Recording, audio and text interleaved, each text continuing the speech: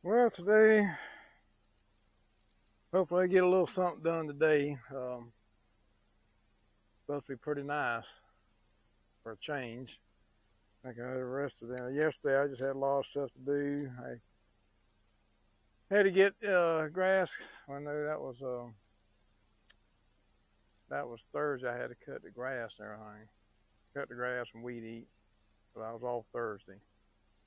Yesterday, just a lot of other things I had to do around the house and stuff and everything. Hadn't gotten done, so worked on that. Sometimes you just gotta break away and do other things. You can't always work on everything that you want to work on. You got to do the other stuff that you don't want to work on too. But anyway, I've been hearing something I hadn't heard 30 years, probably, maybe closer to 40 years. I heard some bobwhite quail whistling out here yesterday, this morning. I might have heard it the day before yesterday. I can't remember now. Hadn't heard that in forever. I thought all the bobwhite quail was gone, but I heard them. I was just, it made me smile. I mean, whenever you hadn't heard anything, or I wish I could have seen them because they are just a beautiful bird. Uh, we used to hunt them and trap them. We used to trap them down in Georgia because my dad didn't like them shot with a shotgun because he didn't have no teeth and it hurt his gums and the little shots in there. So we would trap them. We made something kind of like a fish trap, sort of, kind of. Made it out of chicken wire. Made a little tunnel going in one end of it, and we just put some cracked corn out around the front and through that little tunnel. And we used to catch them like that. And God, they were so good to eat. A good wild bird like that. They were always really, really good. A lot of people raise them, and there's nothing wrong with that. Actually, there might be how some of them getting back out in the woods, and some of them might have got loose. I don't know because I haven't heard any here since I've been here, and I've been here since 2013. This is 2015. I haven't heard any at all since I've been here until just the other day. And man, it was just so wonderful to hear that sound of a bird that I thought was totally gone, except for what was being raised on, in farms and stuff. But to hear that out in the wild again, and man, that was just so pleasing to hear. I know that might sound stupid and stuff to some people. But when you haven't heard something like that and you thought they were all gone, because whenever the big farmers started taking over down in Georgia, and we quit farming in '72, it was right along about that time when all the big farmers started taking over. It was in the mid '70s, and just started tearing out. We had small farmers had fence rows. They'd have 10 acres, have a fence row, a fence line up there and everything, and that way you could turn your hogs and cows out there after you combine whatever you had out there. You could turn them and let them eat, whatever the combine didn't get. And when the big farmers took over, they took and tore all that stuff out, tore out the fences, there was always trees on those fence rows also. Tore all that out and made it one big field. Well, when they did that, and then they started spraying all these chemicals, control the weeds and everything, man, it just wiped out the quail population, just wiped it out altogether. You couldn't find a quail nowhere after, I guess, probably early '80s. You couldn't even hear one, couldn't find one. Usually back in the '70s, we could just be walking back to the pond, and the quails travel in a covey. There'd be several of them. Sometimes as many as 15, 20 birds in a covey. They travel together like that.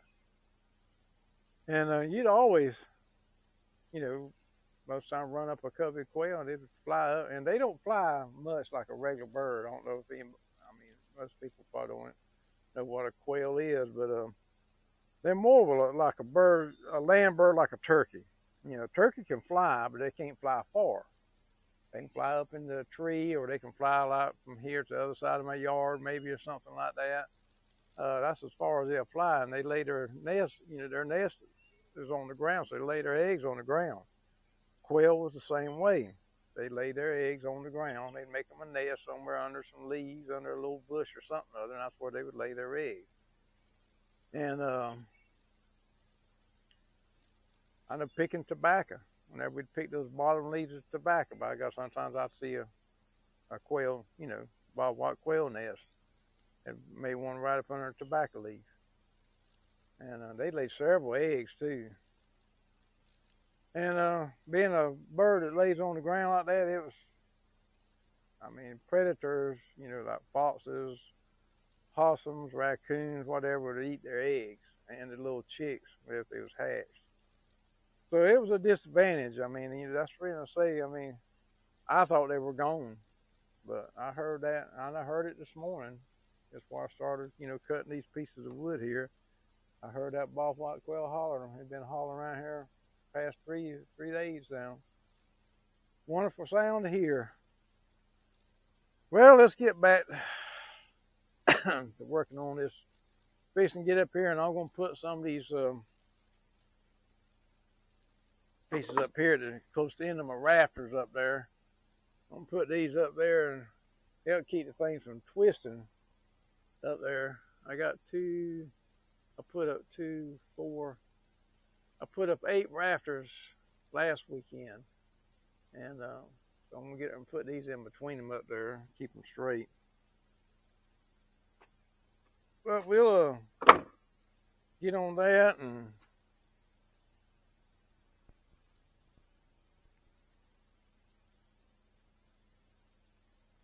but I know just going to town. I got some driving videos I might be going to put on. I see a big old fish over there at the edge of my pond over there after a bug or something over there. I fight that problem with my pond. Birds coming in and eating my fish up and everything. Luckily, I still got some fish out there. But predator birds like those blue herons, and that's the biggest ones, was them. Man, they just eat my fish up. And if I had a big, huge lake, it wouldn't matter. Man, I got a little small pond, man. It ain't that big. They start eating all my fish. That's why I got no fish. So it's kind of, I have to run them off. I put all kinds of stuff out there trying to run them off. It's just a battle. But anyway, I'm going to stop this and try to get set up to get in there, start putting these things in, and then we'll turn it back on again. All right, we're going to try to get and put some of these things in.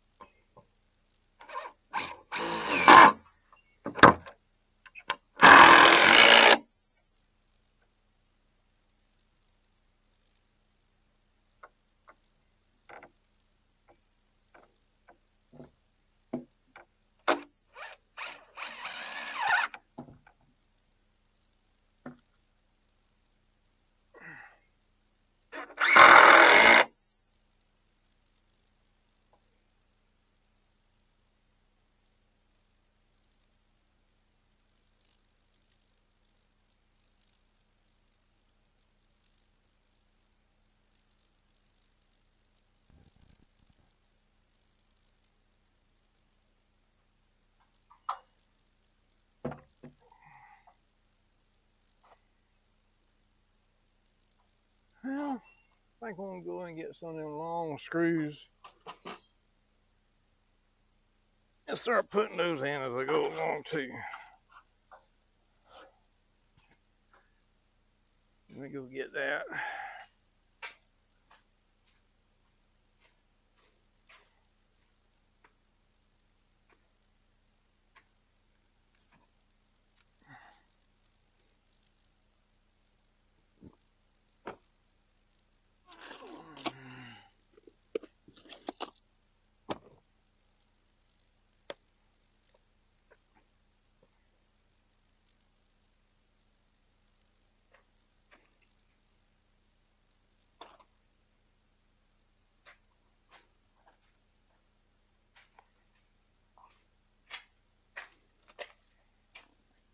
These here are these Spax screws. They're really long.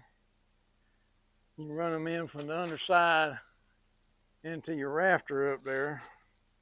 Help hold that thing in place. So I think I'm gonna start putting those in. I think they take a 30. Yeah, it takes a 30. The same thing you use for those big washer head screws. So we're gonna try and put some of those in as we go along. See how they work out.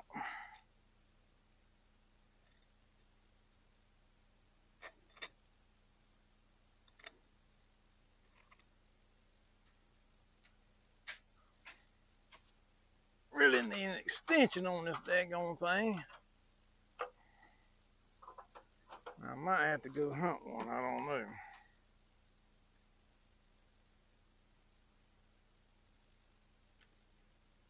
We'll see right here in just a minute.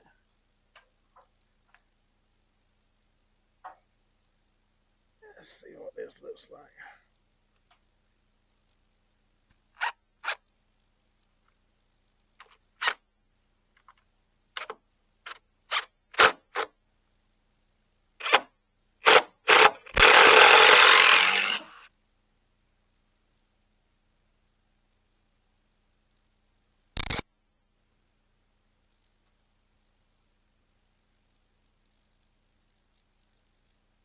That's all right.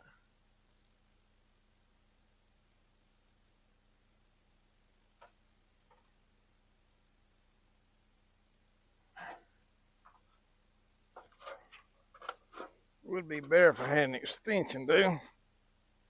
But anyway, that's how I'm putting those up like that. I mean, that's something you want to sit here and watch for God knows how long. So we'll just go ahead and stop it.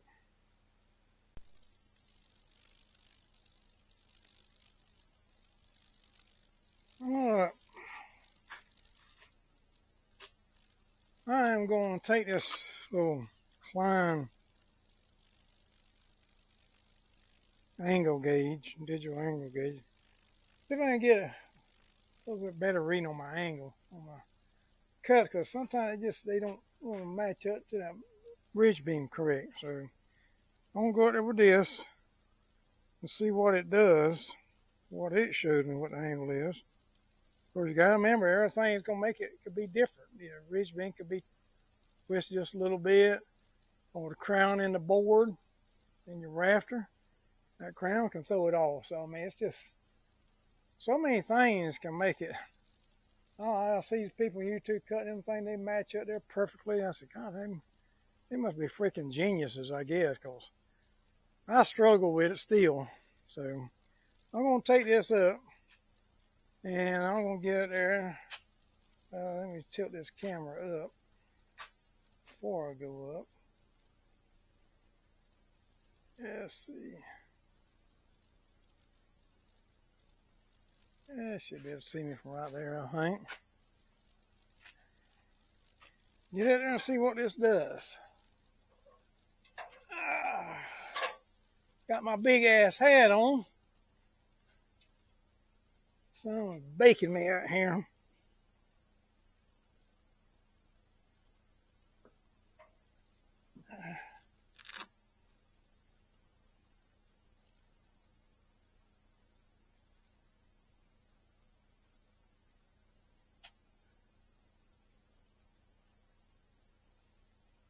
21.1.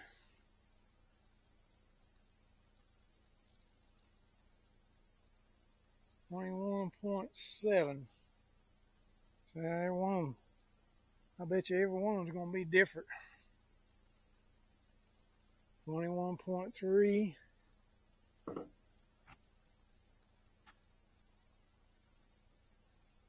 20.8 there.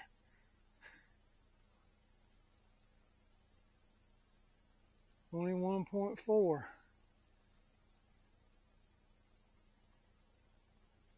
Yeah, let's see what some of these over here. 21.5. 21.2.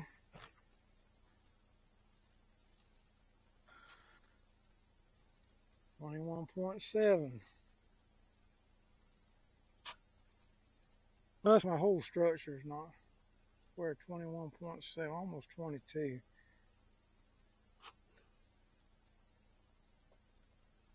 And there it is, 22. All right. Anywhere from 21.5 to 22 on my angle.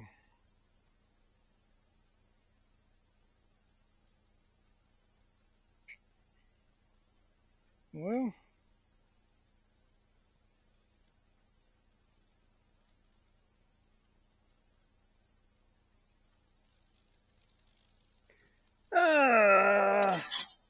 let's get some more of these things here and get them put up.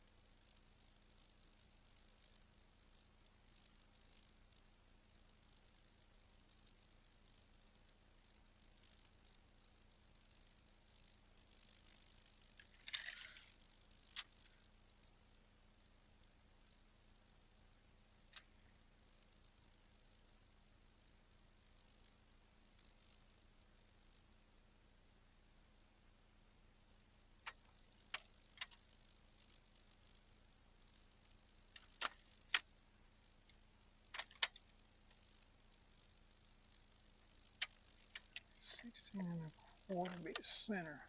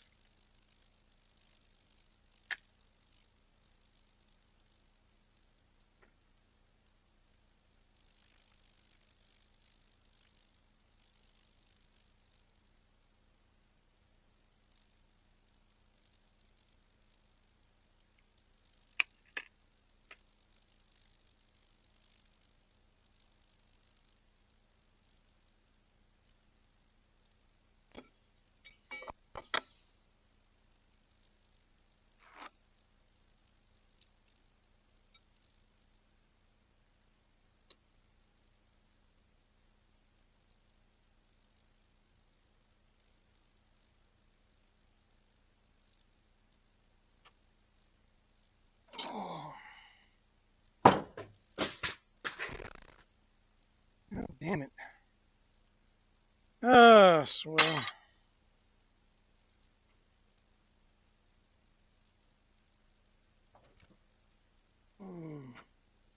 Well, dropped my goddamn impact driver. Hit my head. Just hope it works. I mean, I do have another one. It's not as high torque as that one, but it would work, I guess, if I need to use it. But I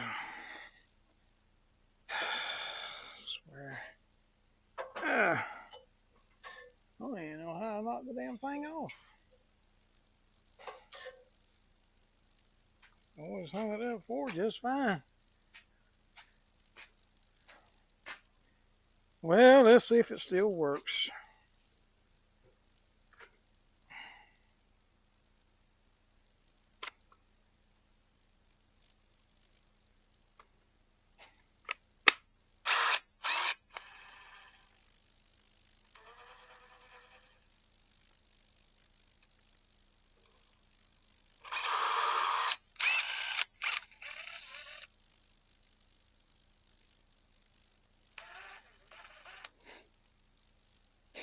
Well, it looks like it's all right. Can't guarantee that, but you know, oh well. So let's go right here.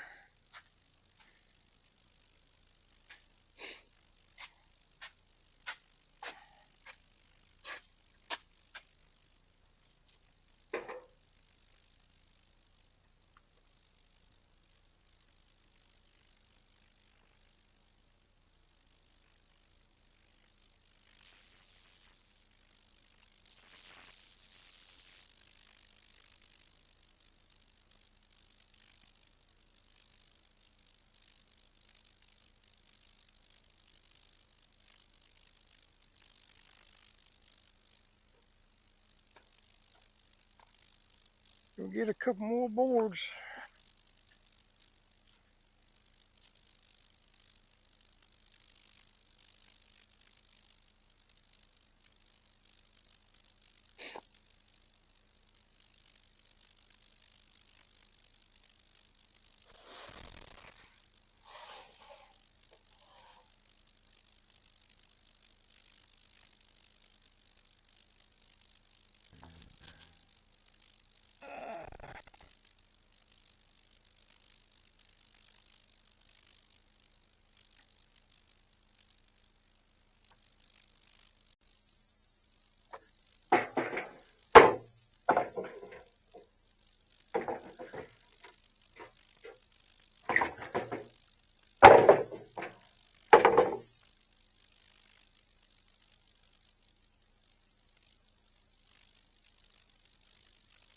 Trying to keep myself covered up. Try to anyway, and still it sweats up under there, so still ain't that all that great.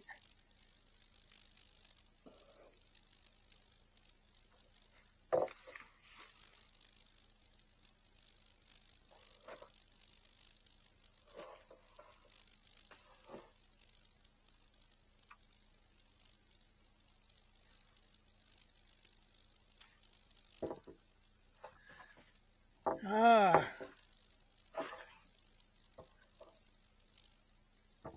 Always something, want to grab something.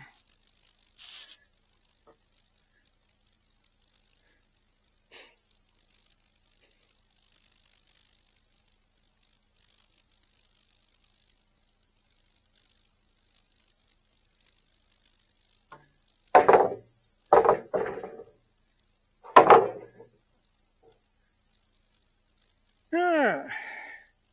Let's see which way our crown is. It's that way.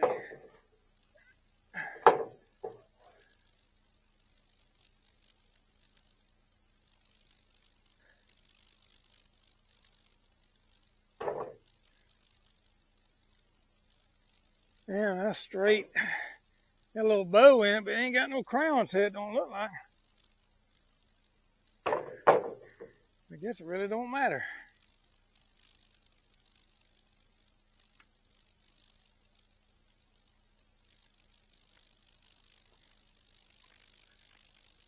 This right here is a little jig I made. I cut my angle, that's 20 and a half.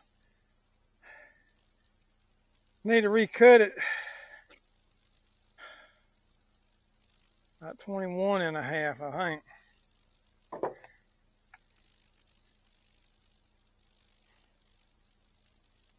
Everything I measured there at least 21 or more. And one at about 20.8 or something like that, but all the rest of them was 21.4, 21.2, something right at close to 22. So I think I'm going to change that. So let's see what that does.